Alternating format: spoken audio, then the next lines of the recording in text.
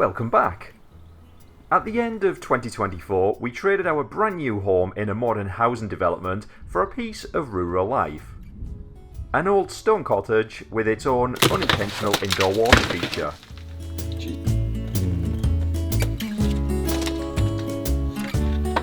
To tackle the moisture, we stripped away layers of plasticky paint and cement render from the exterior wall, allowing the cottage to finally breathe once again. We also replaced the old, inefficient and unsafe fireplace with a multi-fuel stove, with an aim to dry out the stone wall and keep the cottage toasty warm and cosy. This year we're focusing on getting the inside spaces just right, starting with the master bedroom. And last week we were well into the project when a power cut forced us to down tools and instead have a cosy, quiet night.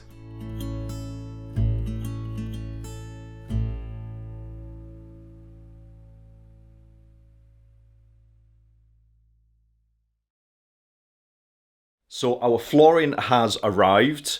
What I need to do now is open the packaging and just let the flooring sit to acclimatise to room temperature. The manufacturers recommend around 24 to 48 hours, so we can't lay this just yet. So what I will be doing is just cracking on with as many tasks in the bedroom as I possibly can. Before I lay the flooring. So I had planned on laying the flooring and then painting the walls in the bedroom, but I think what I'm going to do now, just for the sake of time, is I'm going to have a bash at painting the walls, because like I said, there's nothing I can do with this until it's acclimatized. I don't want to lay it and then potentially it ends up warping, as it the change in temperature and moisture levels in the room and everything. So let's get this done.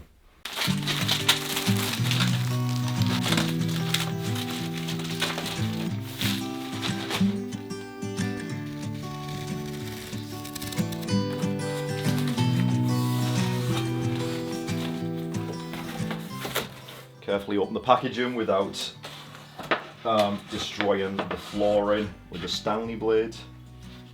So that's the flooring we've gone for. Kind of like not a light oak, more of a medium oak. We thought light oak would be a little bit too contemporary. Dark oak, it wouldn't really have worked very well with the colour scheme that we're going for. Well, it would have done, but it just would have made the room a whole lot darker. Whereas this kind of medium oak definitely has a country cottage vibe to it, don't you think?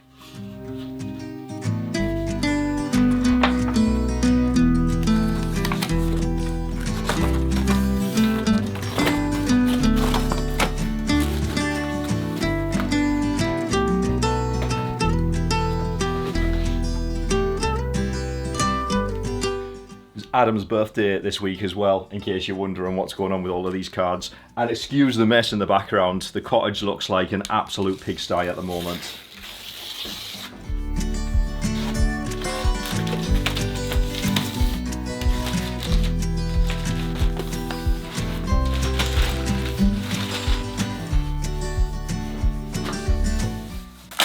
Don't actually know if it's necessary to completely remove all of the plastic packaging, but you would think if you're wanting the floorboards to acclimatise, then getting rid of this would help.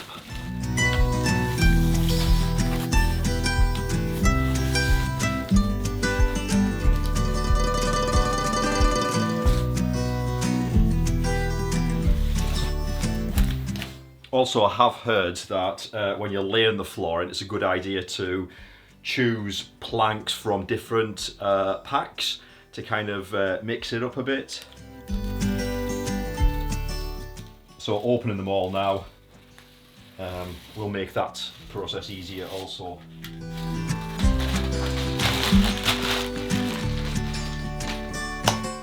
And there we go, all done.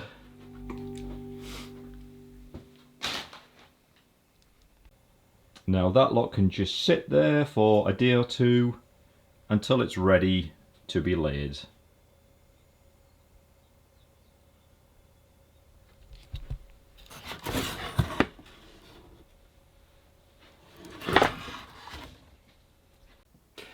Welcome back.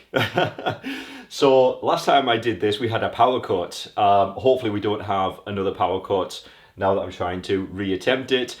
Although if we do, it's the weekend and it's daylight, so if the lights do go out, that's fine. I can still continue working. So if you remember, what I was doing before the power went off is I was trying to remove the skirting boards. Because the flooring that we've gone for is it's the engineered wood flooring, as you seen a little earlier in oak. It's a floating style flooring. So basically, what that means is the way you'll put the floorboards together, it's almost like tongue and groove style, and then you glue them together. But the flooring isn't actually attached to the floor itself, because under this carpet is concrete. So the floating flooring seemed a far better option. The only thing with the floating flooring is you do need to leave a small expansion gap around the edge of the room, especially because it's wood, it will expand and contract with changes in temperature. And if you don't leave that expansion gap, the floorboards will end up expanding, but there's nowhere for them to expand to, and they'll start lifting up and warping and all sorts of problems. So the options to cover, obviously you're going to have that thin gap around the edges of the room. The options are to either lay the floor up to the existing skirting board and then cover the expansion gap with a piece of beading or scotia or something like that. Or you can remove the skirting boards, lay the flooring up to the wall minus the expansion gap, and then either replace the skirting boards with new ones, or if the old ones are still in good nick, put those back on and they will cover the expansion gap. Now, in my eyes, that is a far neater option. We had scotia in the old house, and it was fine, it worked, but I much prefer having the skirting boards sitting on top of the floor and covering that expansion gap.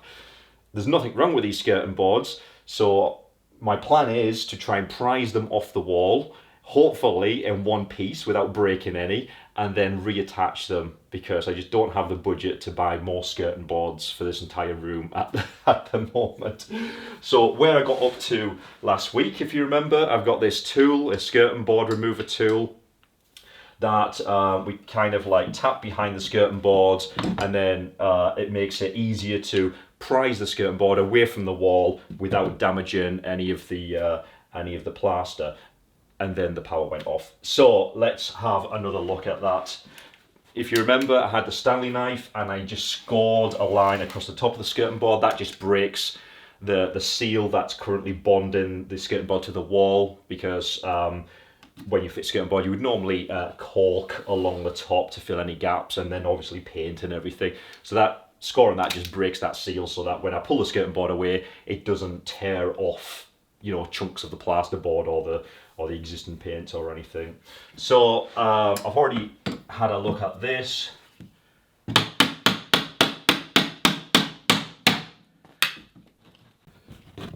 So you can see that is prising that off quite well. Obviously I'll just go along and do a little bit at a time. I don't want to force it off at this point and then potentially break the skirting boards. I don't know if you can see down there the residue of old glue. So this has obviously been glued on with something like no nails or whatever. And then there are little pins, little nails every now and then, which have just attached that. So I'll just work along like this, and hopefully we can try and get this off in one piece.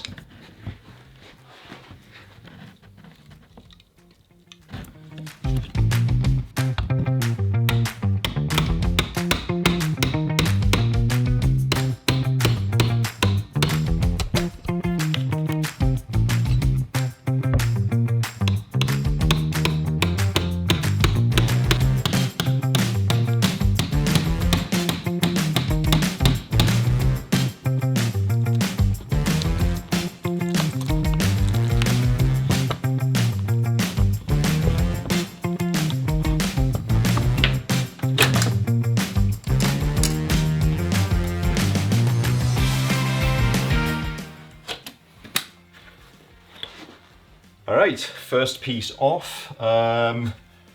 what I'm going to do is I'm going to number them so I can remember which order they go in, and then just stack them away somewhere until we need them again. And I'll be honest, I think with a little sand down, get rid of this old paint residue, I think these are perfectly fine to use again. Thank God for that, because it's going to save me a small fortune from not having to buy new skirting boards. And as you can see there is very little damage to the wall. That's quite a good tool, that, isn't it? So if I'd have just used a crowbar to try and prise them off, pulling the crowbar up would have, to try and prise the skirting board off, would have damaged the wall above the skirting board. But you can see here there is very little to no damage. So obviously we'll give this a quick sand off, get rid of this kind of layer of paint, and then once the flooring's down, skirting board will go back on, cover the expansion gap, and Bob's your uncle.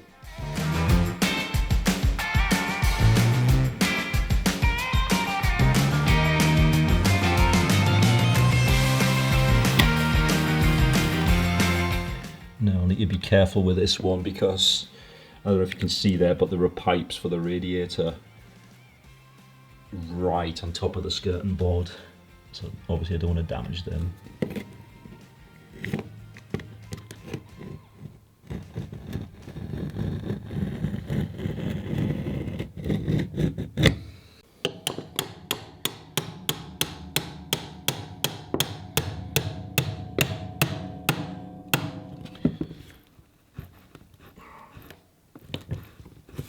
I'm scared to just rip this off in case I break the pipe.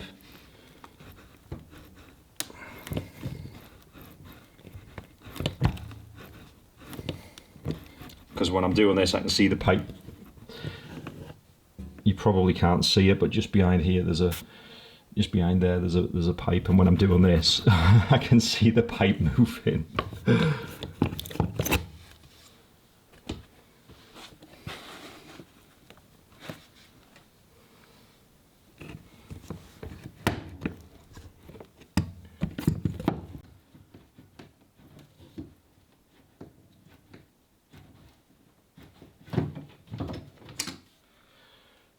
Maybe I'll go and shout Adam for this one, and then if he breaks the pipe, it's his fault.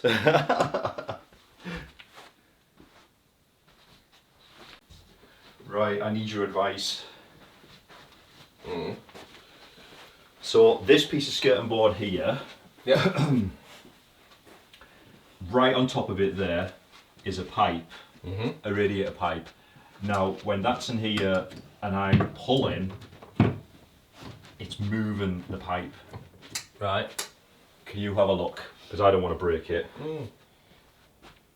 If Benji. you break it, then you can kick off with yourself, but if I break it, I don't want you kicking off with me. Benji, do you think you can do it? Benji can do Would it. you be better at this DIY malarkey? Are you supervising? Supervising.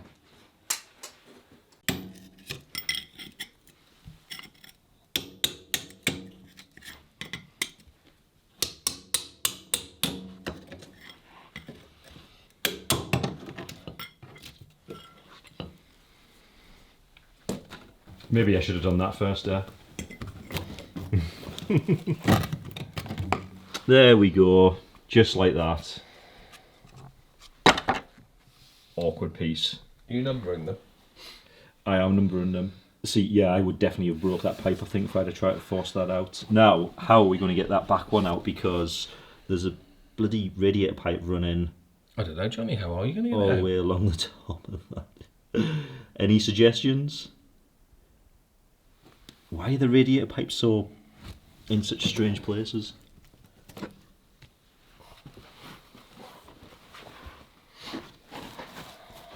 I don't have to take the radiator off. Right, okay, so score along the top of this one.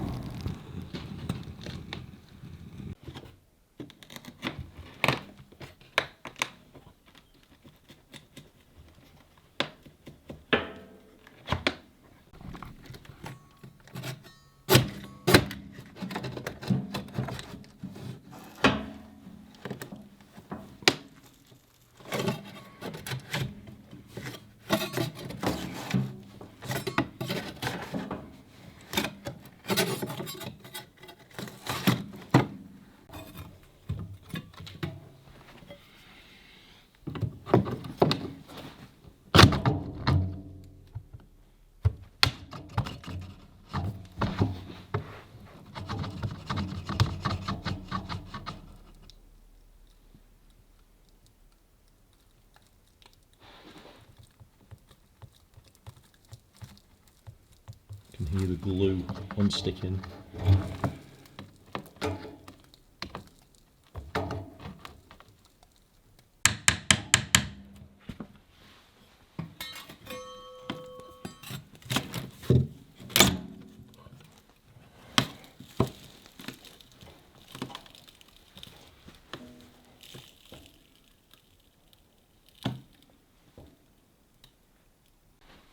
Oh, you've done it! My work is done. Well done! High five! I don't know what you were worrying about. I was worried in case I bloody broke those radiator pipes and flooded the bedroom. Yeah. Your name would be Mud. Because they are quite close. It's not just me, is it? The pipes are quite close to the skirting board. Anyway, we got it off. Hopefully, this is the last problematic piece. Famous last words there.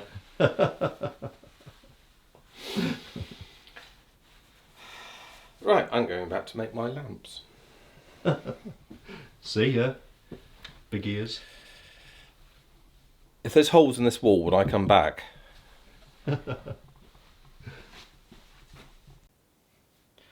Oh, I'm so glad I called Adam in for that one. Right, let's get these numbered. Which one's this? 1, 2, this is number 3.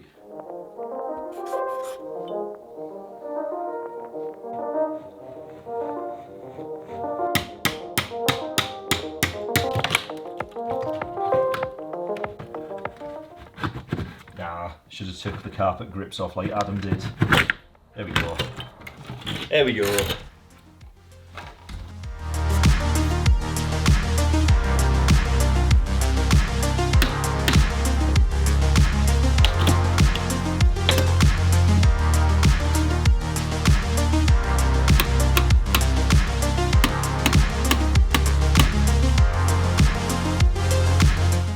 Oops. Well, that's not bad. I've removed all of those apart from one, which is broke, but this was really, really nailed into the wall and screwed into the wall and glued and everything.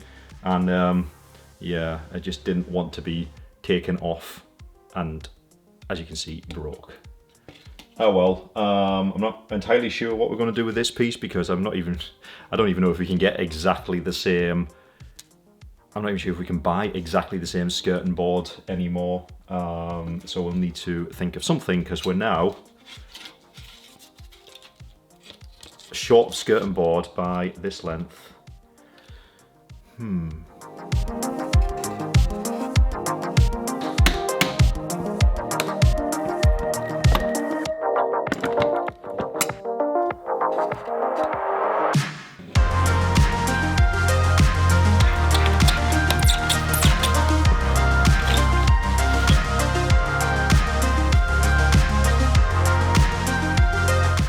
And with that, that is all of the skirting boards off. And there's only one that I broke. But Adam's had a look at it and he thinks we might be able to glue it back together.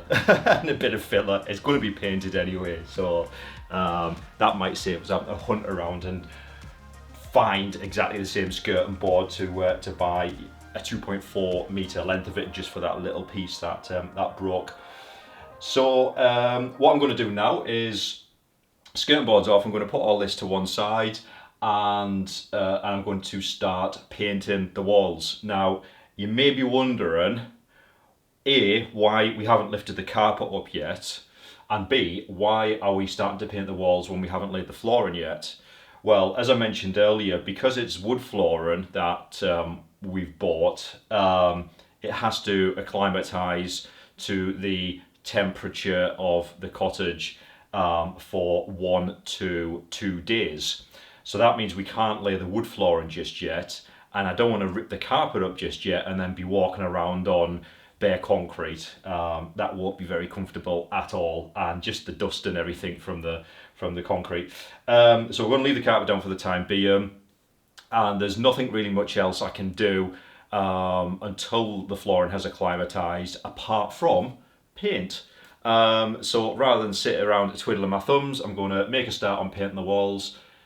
it was Adam's idea. I was adamant that we should get the flooring laid first, and then all the dust and the muck and the hard work is out the way before we start painting. But he's like, no. He's like, paint the walls first, paint them down to the skirting boards, and then obviously when we put the skirting boards on, we'll just need to paint the skirting boards after. I hope that works. I hope that there isn't a noticeable difference in paint once we've kind of like, I've painted this, and then later on painted the skirting boards and touched up any marks on the walls and things like that. I don't know. I wouldn't have done it that way, but it was Adam's suggestion, so we shall go with that, because like I said, otherwise I was just sitting around waiting for the flooring to acclimatise.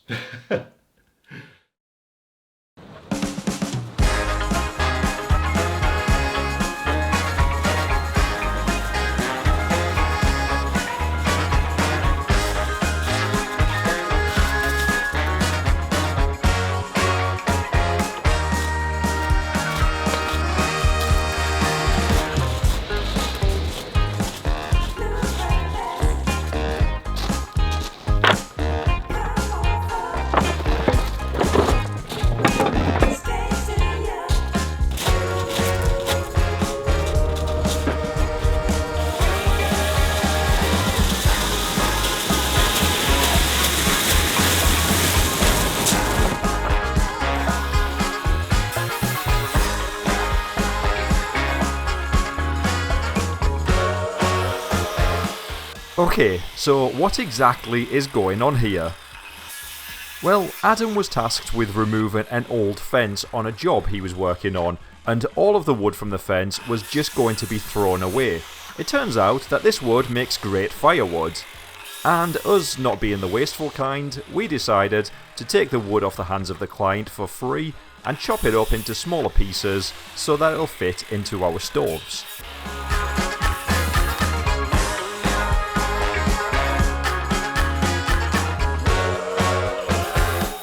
There is so much of it that it will last us quite a while and save us a small fortune.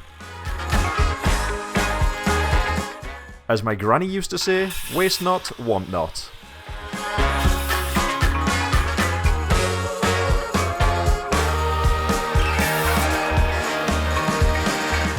Adam stumbled across this vintage wicker basket on wheels when he was out on his travels. It used to store bobbins in an old factory many years ago, and now it's perfect for storing firewood, especially as our woodshed in the garden is now full to the rafters.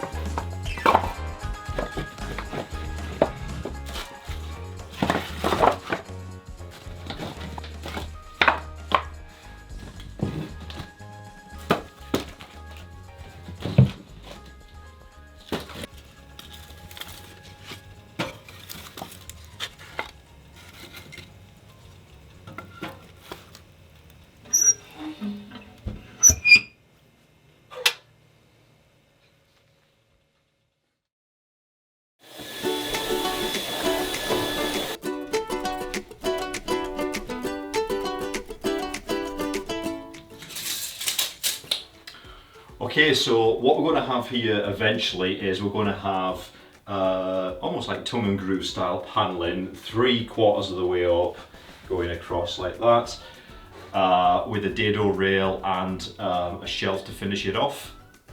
A little shelf ledge that we can put picture frames and things on. This is going to be painted red, the panelling, and above it is going to be painted the same colour as the ceiling, the 𝗬𝗎𝗃𝗃 kind of creamy colour. So I'm just measuring a rough line where we want the top of the panelling to be, and then I'll just paint slightly below that with the kind of whitey creamy colour, and that is pretty much it for this wall for the time being.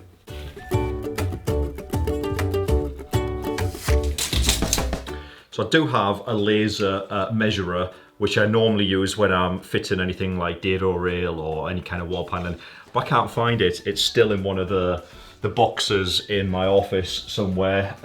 So I'm just going to use Adam's meter ruler, which has a spirit level on it.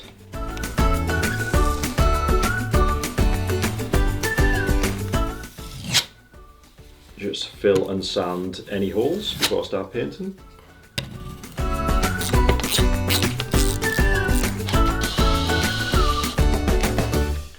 So if you remember, Adam had suggested painting the wood around the inside of the window, leaving the windowsill wood, but painting this just because we think it'll open this up more and make the window appear to be bigger, and we just think it'll look nicer anyway. So in order to do that, because my cutting in when I'm painting is pretty rubbish, so I've got the thick masking tape. I'm going to mask all the way around the edges to make sure that I don't paint areas that don't need to be painted.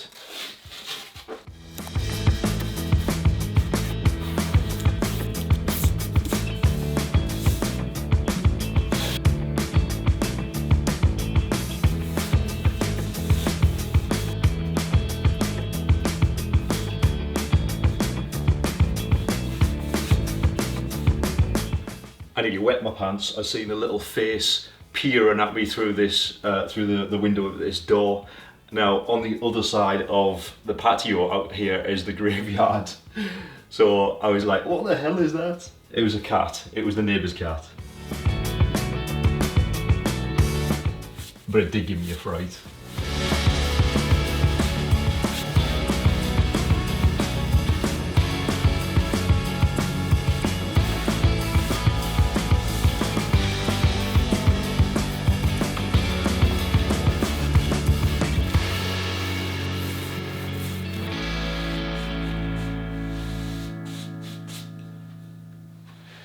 And we're done, or at least the first coat anyway, on the walls of the cream. I haven't even started the red on the red walls yet.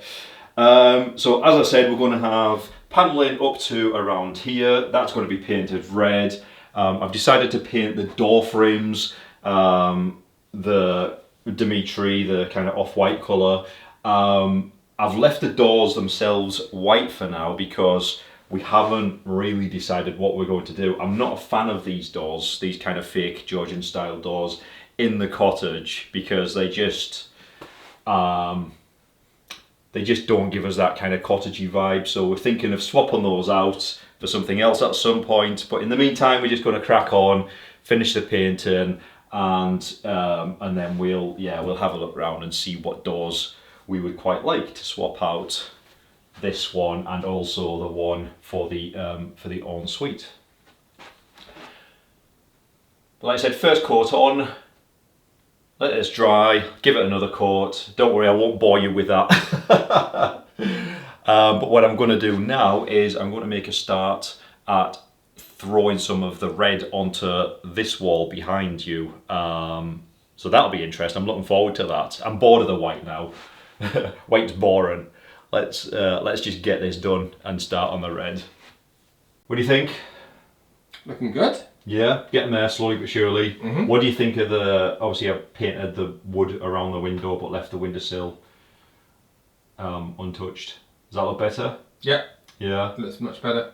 So I'm not normally a fan of painting wood because I think it's a crying shame. It might as well just be MDF if you're going to paint it. Yeah, but it wasn't solid wood, it was just veneer. Yeah. And but it just makes the window look much bigger and brighter. Sometimes you have to take a step back and think, it doesn't matter if it's wood or MDF or not, if it's not working for you in terms of style, get rid of it. There's no point living with something that you don't love because it'll just get on your nerves every day, won't it? Off you go then.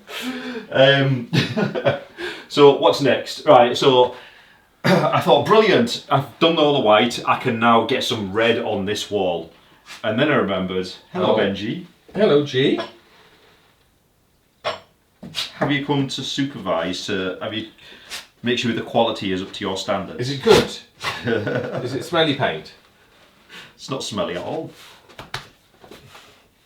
That's one of the good things about that paint, actually. There's no odour. No, so I was thinking, right, brilliant. The white's done because I was getting bored of doing the white. I can get some red on this wall, and then I completely forgot I can't just put red on it. It needs to have the undercoat. So because it's the fire and ball paint, it needs the warm tones undercoat first. Now, I didn't bother buying the lighter tones undercoat for this because I was putting basically white on white. Yeah. Right, it's a different variation of the white that was there, different tone obviously, but I kind of figured I might be able to get away with it, and I did. Mm-hmm. The only area I didn't get away with it was the wood window frame. Instead of 2 coats of top coat, it needed 3, possibly could do with a 4th. So my point is, I can't just put the red on that because it's too much of a contrast. If I try and put red on there, you'll probably need about 4 coats of paint, and I won't have enough.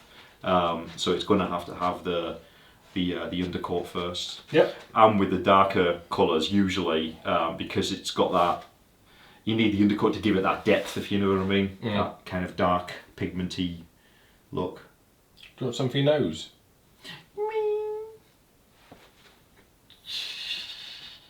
I'll paint your warm tones, yeah? You already warm tones. Your nose is the same colour as the warm tones. Right, I shall get on with this then. What time is it? Don't know. Is it beer time yet? No. This is how I used to be out every Saturday night. Right? I used to be out whining, fine dining. Yeah. Here I am in the cottage on a Saturday night, painting and bloody decorating, and we've had an invite. And you turned it down. The neighbours have invited us to their cottage for a few drinks, and we've turned them down. You've turned them down. We've turned them. Well, you were busy doing the I've done TV. fine. I could have left that and... Go on then, off you pop. Alright, see you later. Come on, Benji, let's go. You would as well. I'm off. See you later. See you later. Yeah, cheek.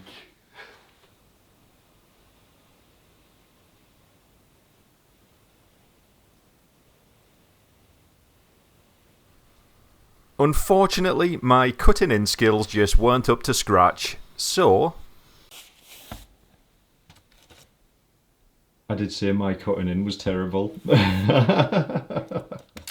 Should we bring the expert in, shall we? Adam to the rescue. Seems to be doing that a lot recently.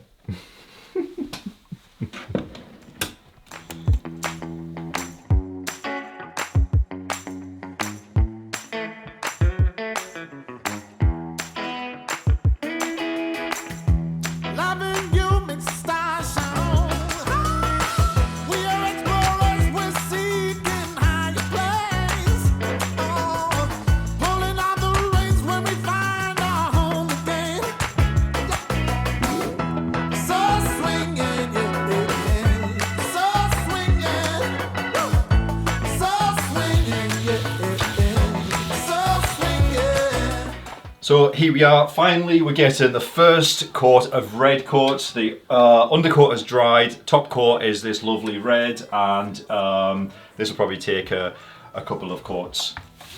I feel like we're getting somewhere, don't you?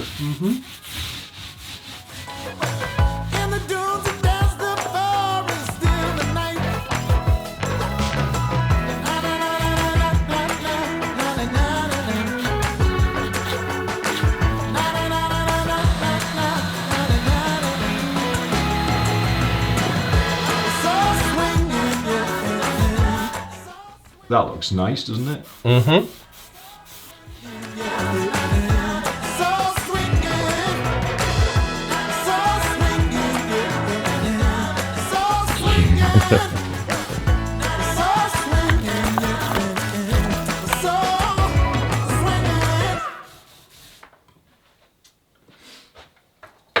And we're done. Or at least this wall. What do you think? Hang on, I'm pouring. He's pouring. Busy pouring his oil. It's wood dye. That's not bad, is it? No, that's come up. So that's now had 2 coats, well 3 coats technically, because it had its undercoat and 2 top coats of the red. So obviously it's still wet, you might be able to see little shiny bits here and there, but once it dries it'll be beautifully super matte. And what we are doing now is, so we've sanded the mantelpiece down and stripped off the old varnish. We've sanded the wooden windowsill down to take off the old varnish, and Adam's going to stain the windowsill and the mantelpiece to match with a darker wood stain. Are you doing the mantelpiece tonight, or are you leaving that because the paint's still wet on the wall? If it's still wet, I'll have to leave it. Right, so just do the windowsill for now and stain this another night. But apart from that, this wall is pretty much finished. We have ordered some nice modern antique brass style sockets and light switches and things like that, so hopefully they'll arrive this week, and can you imagine this? Antique brass style sockets will look far better on this red wall than these cheap plastic white ones. Obviously we have to lay the flooring, but as I mentioned earlier, that's still acclimatizing. Apparently we have to leave that for a couple of days. So as soon as that's ready to lay, we'll shift the wardrobes out, lift the carpet up, put the flooring down, then put the old skirting boards back on, and then we'll just give the skirting boards a lick of paint to match what we've done so far. We've still to get the paneling for the wall behind the bed, which is just behind you. You can't see that because that's just out of shot there. And obviously build the wardrobe up, and still quite a lot to do, isn't there? There's a lot to do. There's so much to do. I can't believe I was like, oh, we'll get it done on the weekend. Yeah, I didn't I, Benji? I thought we were going to get all of this done in a weekend, and obviously that hasn't happened, has it? And you've been not much help. You've just been supervising and quality control and picking out the flaws. You've missed a bit, hasn't he? Tell us. Every now and then coming in, you've missed a bit, haven't you? You're a good boy though, aren't you? Good boy. Yeah, so like I said, it is going to take a lot longer than I thought to do this. The problem is as well, obviously, when we're both at work during the day, so you're kind of limited to the occasional evening when you're not busy doing other stuff, and weekends. So don't expect to see this finished anytime soon. You can probably expect to see this rolling on for the next few weeks, isn't that right? Mm-hmm. Until it's finished. Just because there are so many elements that I have in my head with regards to the design that we have to bring it all together until it's complete. But the main thing is we're getting there slowly but surely.